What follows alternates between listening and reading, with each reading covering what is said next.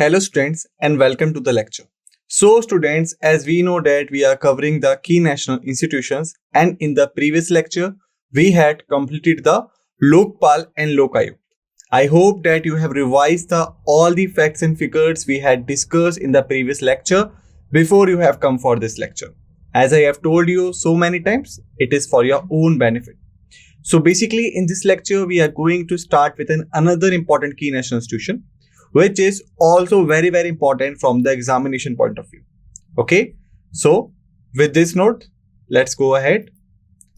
But first, let me see the index or the topics we are going to cover in this lecture. The lecture name is the CAG. First, we will look at the introduction. Second, we will have a discussion over the establishment and the legal provision. Third, we will have a discussion over the appointment part. Okay.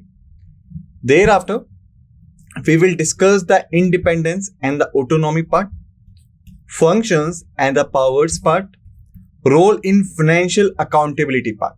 Now, I think that you have got a little bit idea about the key national institution we are going to cover and in which field it operates.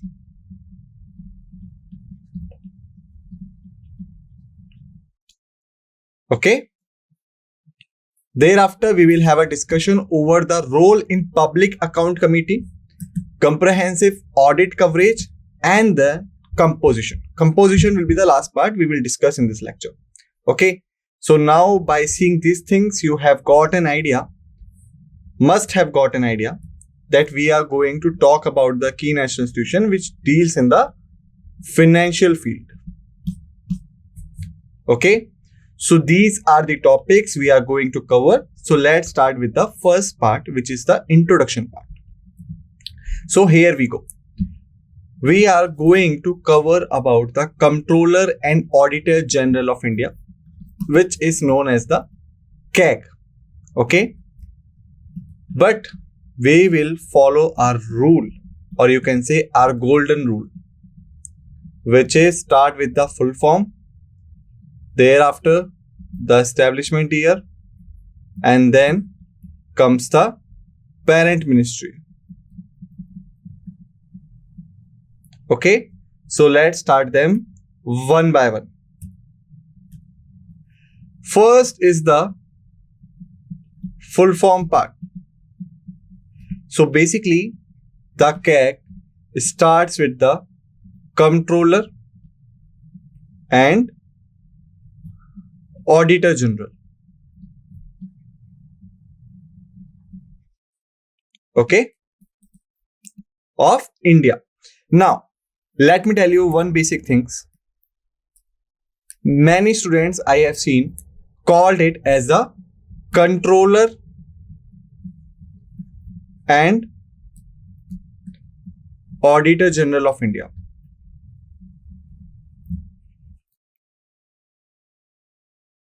Okay, do not do this. The clear full form is the Comptroller, not Controller. Okay, but why people often called it as a Controller? Is it a problem with the pronunciation or the functions? Let me give you just a hint.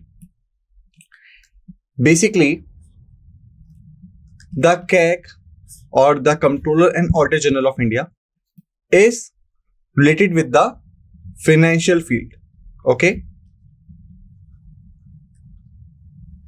and it is somewhat of controlling nature. In the financial field, or you can say in the accountable language, the word controller is always pronounced and written as the comptroller.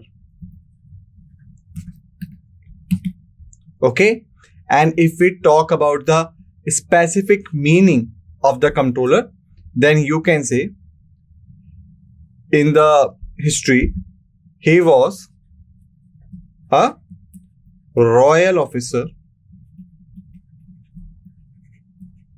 appointed to deal with the financial field.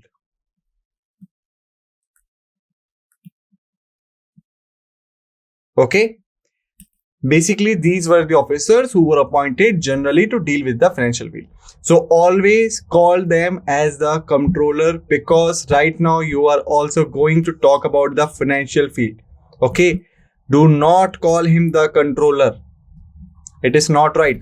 He is the comptroller. Okay. Why? Because in the field of finance or the accounts, we call the controller as the comptroller. And why? I had told you. Okay. Second was the establishment year. Establishment year. So basically, this was established in the year of 1971. Okay. And the third and the last we have is the parent ministry.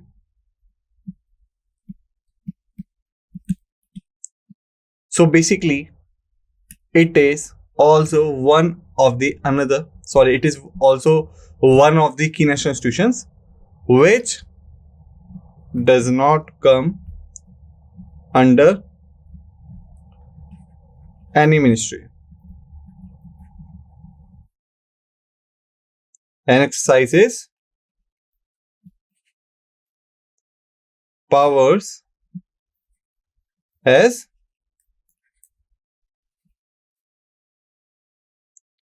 fully independent body. Okay. So remember this point, it does not comes under any ministry. It is a fully independent body.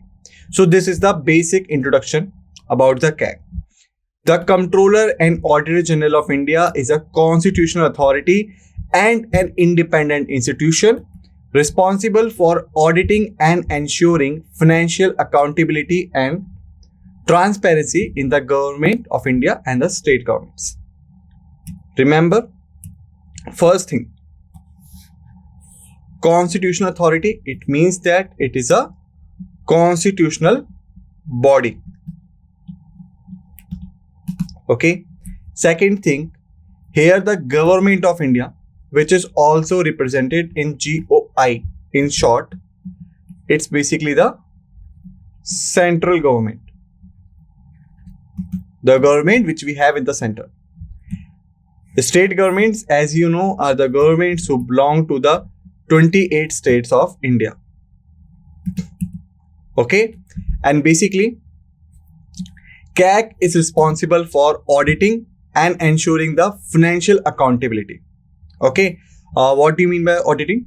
Let's have a discussion over here. If someone asks you, what do you mean by auditing? So basically, the auditing word is related to the financial field, or you can say in the field of accounts. But why I am discussing this point with you? Because it's necessary. In this lecture, we are going to use the word auditing for many times. That's why I'm making sure that you must understand the meaning of auditing before we start. Okay. So in the simple terms, or you can say in the layman language, the auditing means check out the receipts of revenue and expenditure occurred during the certain period of time.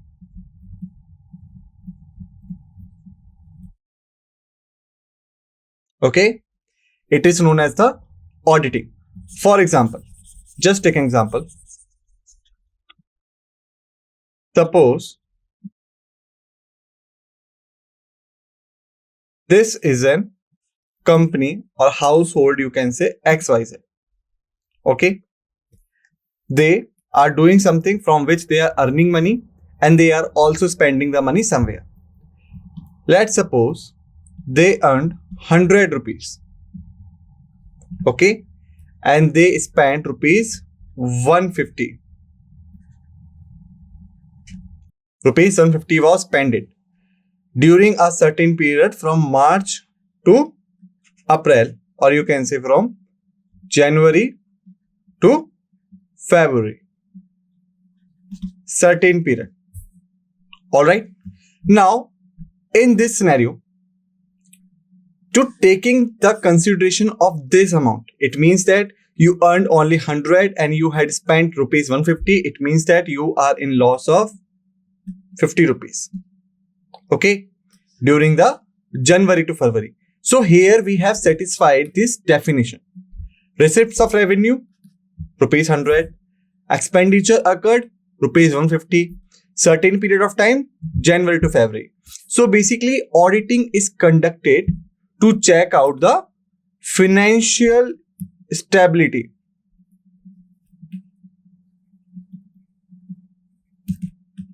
Like whether the household, individual or company or business, whatever is involved in the field of spending or earning, are they financially stable or not? And for this, it is required that their income must be higher their expenditure. Then only you will become a financially stable. In this case, what is happening? 100 rupees is the income, but 150 is the expenditure. We are having the loss of 50 rupees. It means that it is not financially stable. Okay. And the same things happen with the government. Yes. If you know, in the previous lectures, I had told you that we had a mention of annual financial statement, right?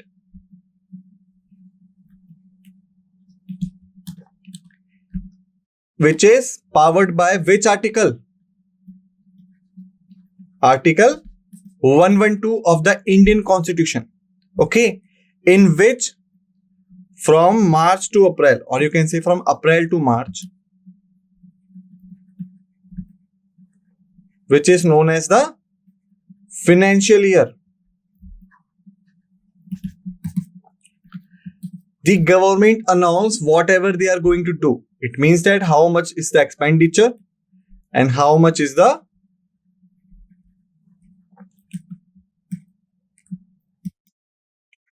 expenditure and how much is the earning.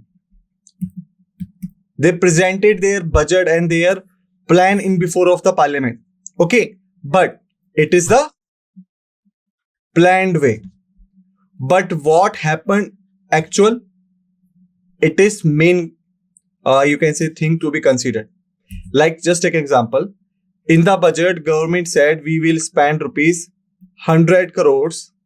Okay, and we will earn rupees, or you can say income will be rupees 150 crores from April to March. That was government promised. Okay.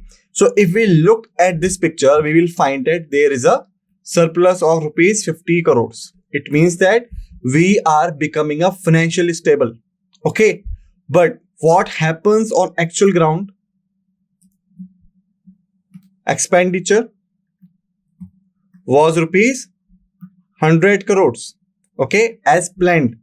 But the income was only rupees 80 crores. If this scenario, we are under the deficit of rupees 20 crores. This is the actual figure. That was the purposed figure or the planned figure. So how did we get to know that the actual figure is this? Because of the auditing. We considered the expenditure occurred during April to March. We considered the income received during April to March. Then we compared it with the planned figures and then we obtained the actual figures. And this was done through the auditing process. And this is conducted by whom? One and only CAG. Okay.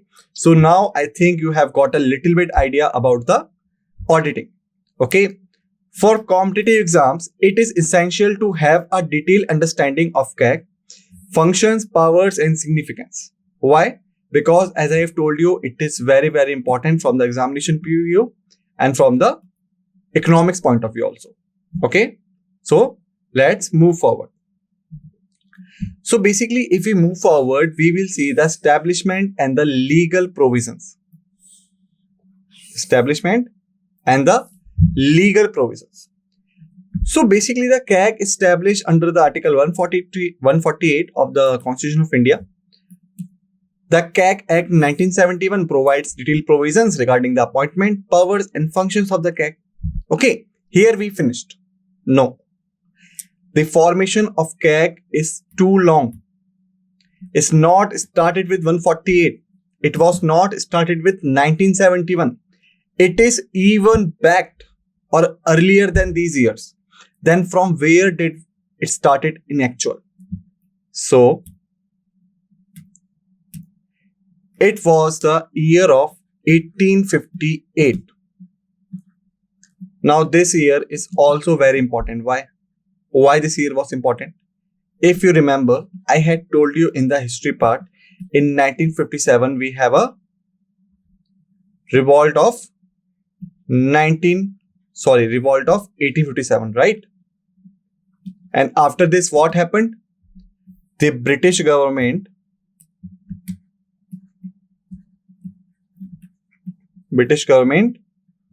took over India from East India Company.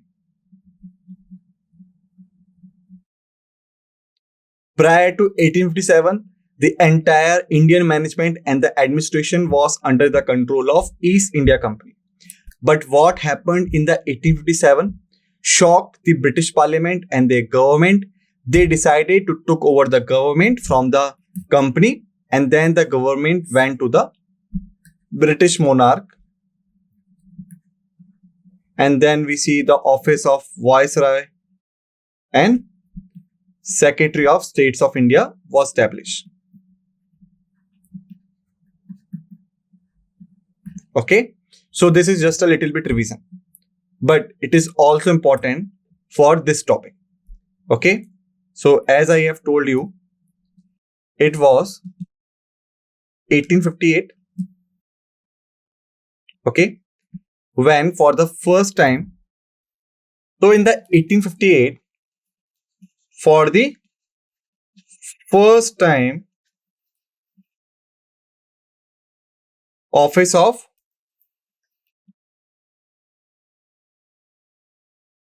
Accountant General created in India. Okay. Now students, I want you all kindly write down the timeline. It is very, very important. Okay. For your general knowledge also. Not only from the examination point of view, but your general knowledge also. It was the year of 1858 when for the first time the Office of Accountant General established, when the British government took over India from the East India Company. Okay. Thereafter, it was the year of 1860 when first Auditor General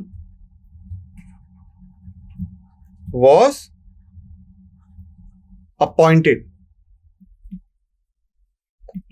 and his name was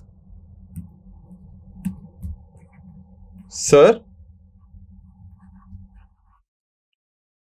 Edward Drummond.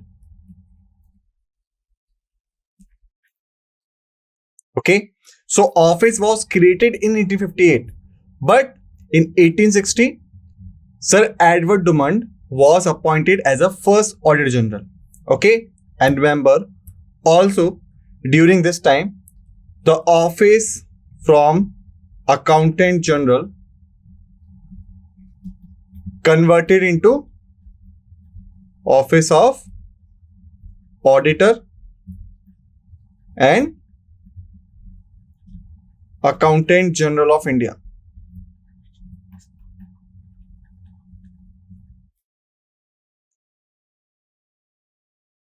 All right. It was the year of 1866 when the position was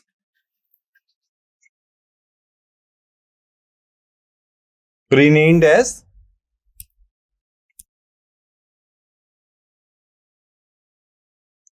Comptroller of Accountants, you can say. Comptroller of Accountants. Alright. Thereafter, fourth point is that it was the year of 1884 when the position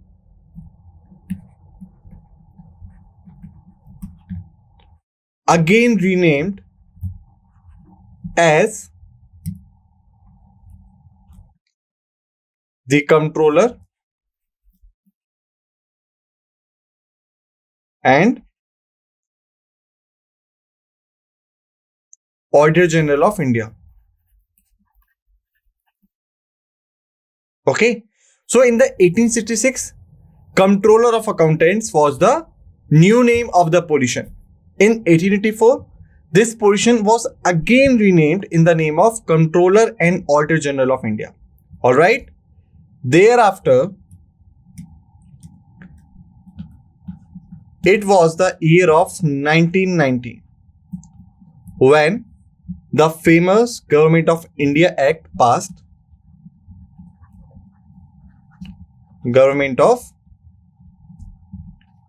India Act passed,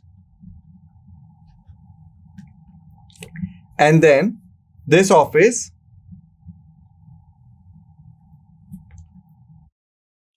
got statutory backup. Okay, it means that the Comptroller and Auditor General first got a statutory backup in the Act of 1990 of Government of India Act 1990. Okay, thereafter, fifth one is 1935 when the Government of India Act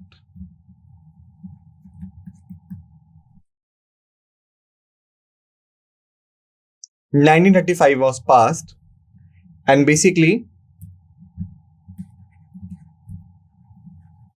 CAG was granted with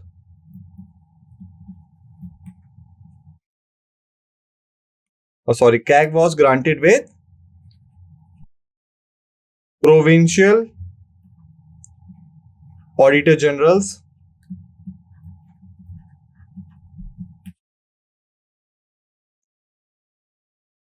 to enhance the efficiency. Okay, after providing the statutory backup, 1935 they granted with the provincial auditor generals. It means that suppose if we have at one in the center and we have other states like B, C, D and E. Okay, so the each state will have its own auditor general who is responsible to assist the main central general in terms of the states. This was provided in the 1935 Act. Alright. Thereafter, next one was the year of 1949. Okay. In the year of 1949, what happened? Article 148 inserted into the Constitution, or you can say inserted into the Constitution to provide for the office of whom? Office of Comptroller and Auditor General of India.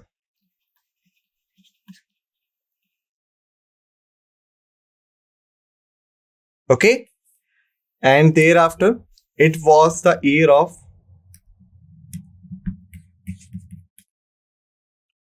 1971, when finally the Comptroller and Auditor General Powers, Functions and Service Condition Act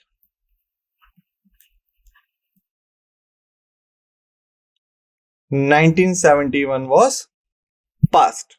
So students, that was the journey. It started with 1858.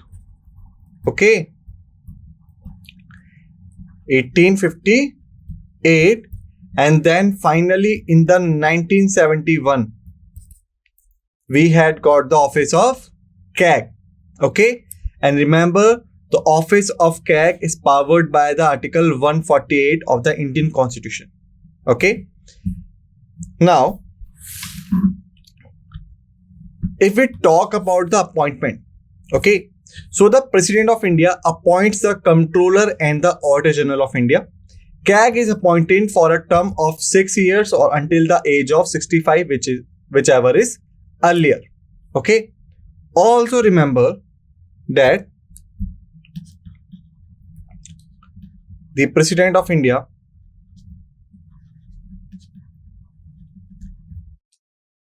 not only appoints the CAG but also having an authority to remove him. Alright, so not only the President could appoint the CAG, but also he could remove the CAG. But the question is, what is the criteria of the removal? Like, how can a President say that CAG, you must resign from your office?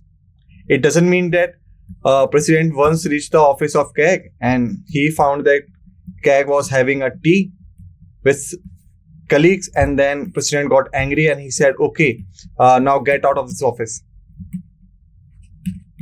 Okay, so this kind of things not happen.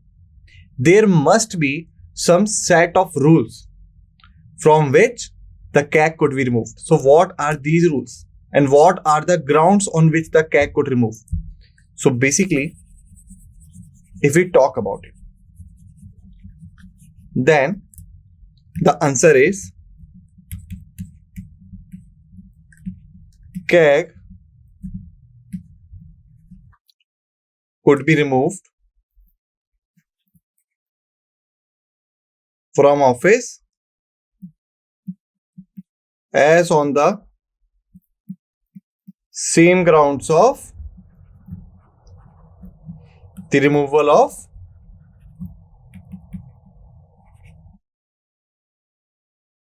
Supreme Court judges. Okay, so like in the manner the judge of Supreme Court removed from the office, in the same manner the CAG could be removed from the office. Now, in the Supreme Court section, I had told you on which grounds the judge could be removed. Now I want you all to remember the answer. I am providing you 10 seconds. Time starts now. 1, 2, 3, 4, 5, 6, 7, 8, 9, 10. Time's up. So judge could only be removed on case of misbehavior and in case of incapacity. Okay, so in these 2 points, judge could be removed, and only in these 2 points the CAG could be removed, but through the special majority of the Parliament. Only the special majority of Parliament could remove the CAG from his office. Okay, and this means the special majority means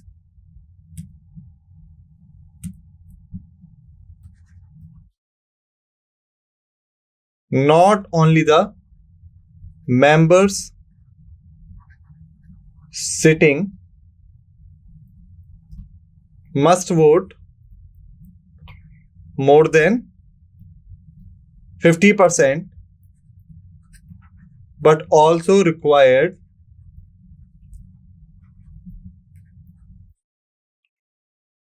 majority of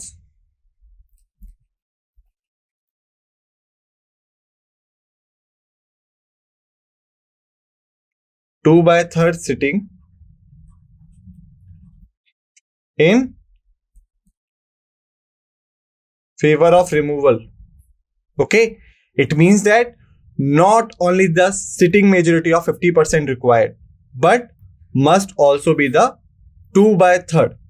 What does it mean? Let's take an example. Suppose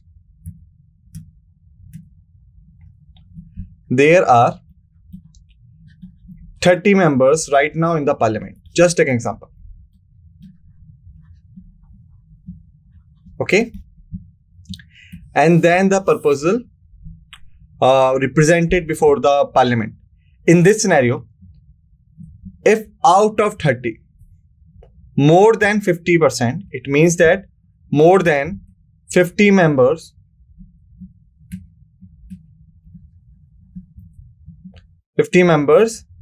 vote in favor of removal,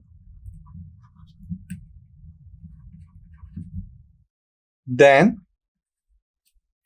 the resolution will pass, right?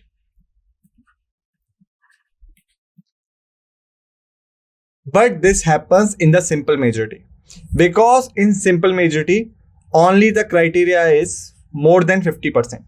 But in the case of the special majority, 2/3 sitting majority is required. It means that not only more than 50 members must vote in the favor of removal, but at least 20 members required to be in favor.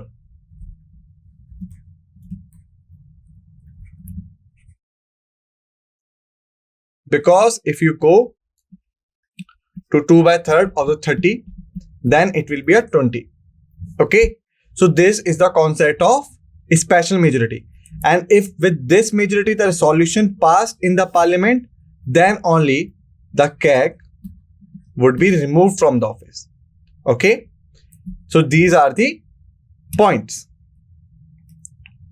All right. And now let me tell you one thing. If we follow the timeline from the 1858 till the 1949 and then the 1971, did you notice something? You must notice something. What was that? That CAG was a British concept,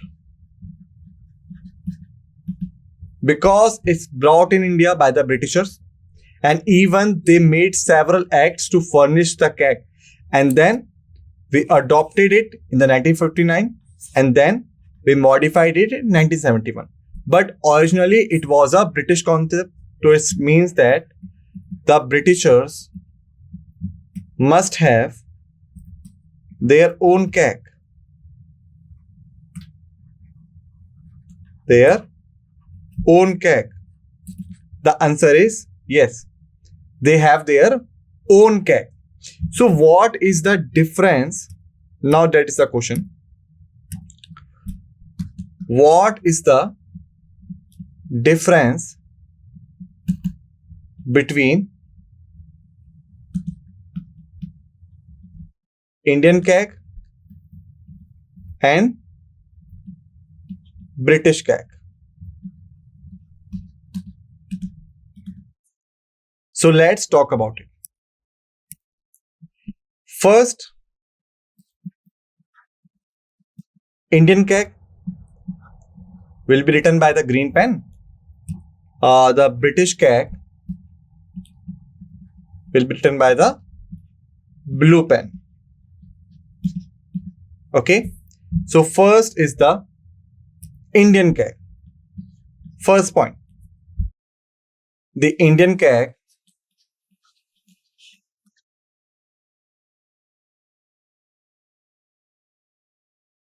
only audits the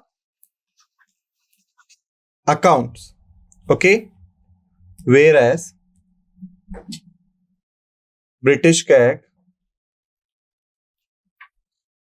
not only audits but also controls the but also controller of the accounts. Okay. Second point.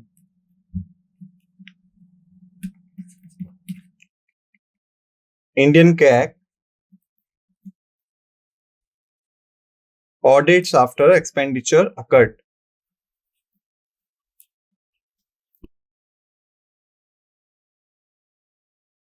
Alright. Whereas British CAG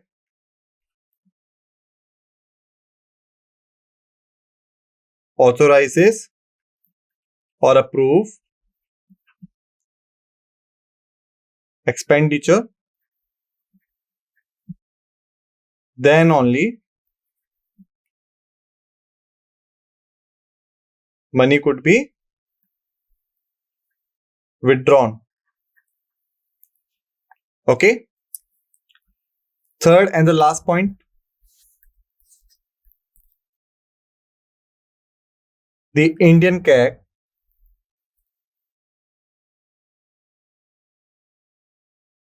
is not a parliament member. Alright. Whereas British CAG is member of British Parliament.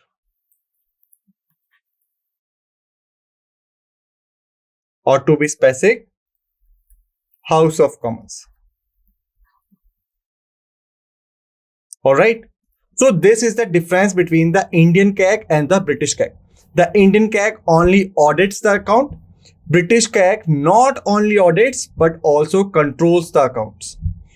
Indian CAG audits when the expenditure occurred.